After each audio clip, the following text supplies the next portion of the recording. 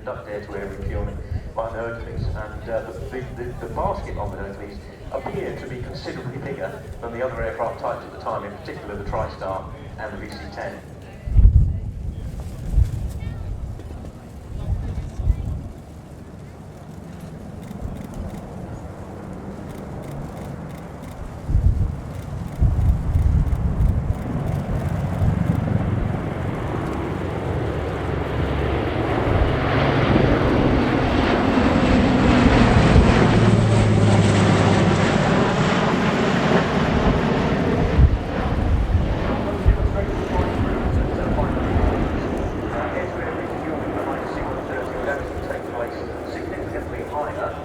To reduce the amount of turbulence on those baskets. You can see them moving quite considerably.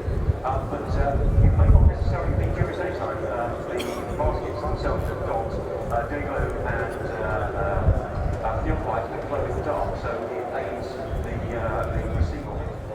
Yes, this is especially the case with the aircraft of USAF or Special Operations Command, of course. The MC-130J is able to refuel its receivers at speed about 15 knots higher than the previous MC-130 tankers. And also interesting in the context of refueling is that in austere environments out of the battlefield, MC-130 missions, often rescue efforts and so forth. And in the context of the 302nd Special Operations Wing at Baltimore, it works in collaboration with the setup farm with the Baltimore-based 100mm CV-22 starts its display from the right-hand side. Absolutely fascinating aeroplane this. A tilt rotor, we'll see that demonstrated during this display. The idea here being to combine something of the speed attributes of a fixed-wing aircraft with the versatility of the helicopter.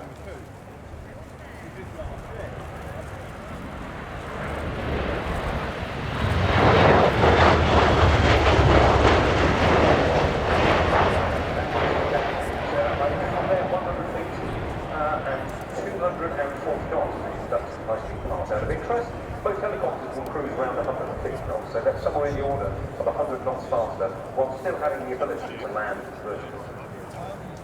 The Osprey is able to transport 24 combat troops, and it can take 20,000 pounds of internal cargo, or up to 15,000 pounds externally under the slide, and as we've seen, it's air-to-air refueling capable. A collaborative effort between Bell and Boeing utilise subsystems, provide digital avionics and the fly-by-wire control system, while Bell is for combat radius of some 500 nautical miles with one external fuel tank, but air-to-air refueling, like we saw from the Hercules, can give a range of more than 2,000 nautical miles and increase its endurance to somewhere in the region of 5 hours. Well, we've seen it in what we might loosely call aircraft mode. Here it is, transit and helicopter mode.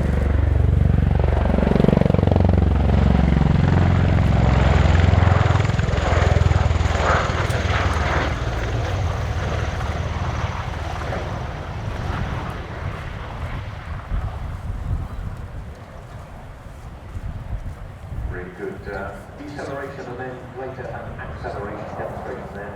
Aircraft reduces speed from 250 down to about 80 knots with the jet nacelles right now in the vertical position, slowing the aircraft right down as it repositions for another slow flight through. One of the interesting things about the tilt rotor capability is how pilots flying special operations sorted with the Osprey can use it to their advantage, because when the terrain gets more restrictive, the rotors can be tilted upwards to slow the Osprey down so they can make tighter turns and remain at lower level over the terrain. Yet, its performance in the what we like to call aircraft mode also enables it to fly higher with the helicopter out of range of ground-based threats.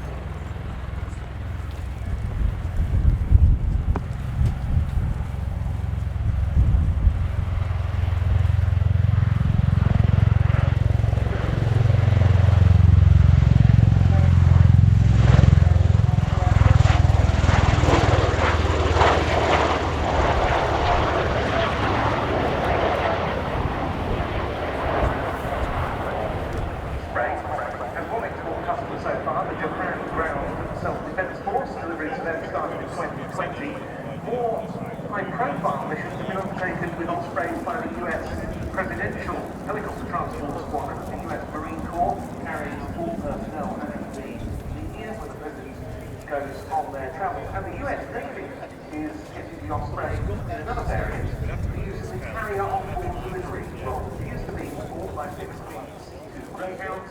The Osprey is taking over that function and it's the vital one, keeping aircraft carriers and those aboard them supplied while at sea. So there are all sorts of other developments and studies and some marine warfare and gunship versions. Coming back in onto the A-axis for a flight route, a reposition turn, and then some hovering demonstrations with a couple of bows to the crowd.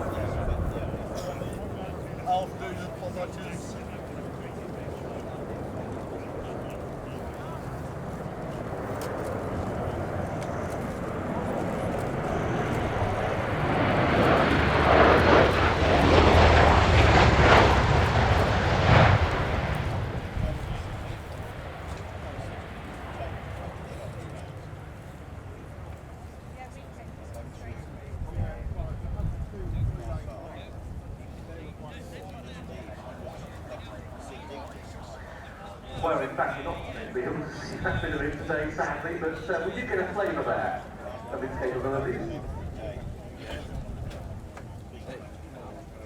Just above the lower cloud level, expected transit time from here to Milton is something of 45 minutes.